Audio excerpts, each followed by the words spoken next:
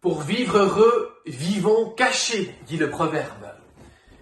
Pour en rajouter une couche, on pourrait dire aussi, pour vivre heureux, vivons planqués.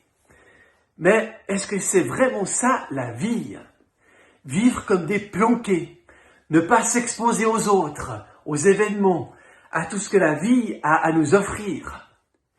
Rappelez-vous cette phrase dans les évangiles, cette phrase de Jésus qui dit « Si quelqu'un veut venir derrière moi, qu'il dise non à lui-même, qu'il prenne sa croix et qu'il m'accompagne. » On pourrait comprendre que pour être un bon disciple de Jésus, pour le suivre aussi fidèlement, mais finalement aussi bêtement qu'un chien suit son maître, on devrait se renier soi-même, gommer sa personnalité, nier sa différence, mettre le couvercle sur son identité propre.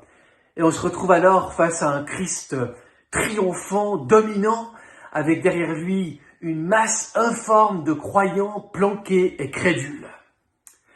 Alors, c'est vrai que c'est peut-être plus confortable de vivre planqué derrière quelqu'un, en l'occurrence de Jésus, parce que ça nous expose moins d'être caché derrière quelqu'un au lieu de faire face à la vie, avec ce qu'on est, avec sa personnalité, avec ses tripes.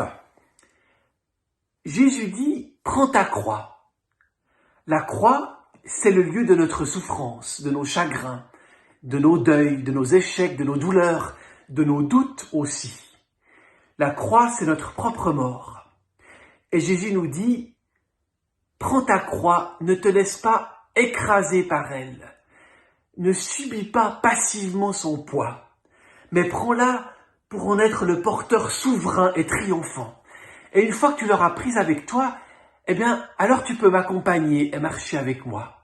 Non plus planqué derrière moi, comme celui qui n'oserait rien affronter, mais avec moi, la tête haute, pour affronter ensemble la souffrance et ensemble vaincre le mal.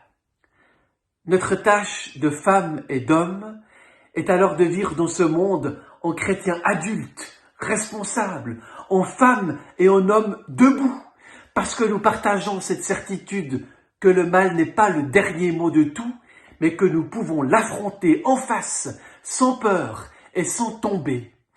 Et si nous tombons, alors nous pouvons nous relever avec lui. Sur ce chemin, le Christ nous promet d'être avec nous, de marcher à côté de nous et de nous accompagner jusqu'à la fin des temps.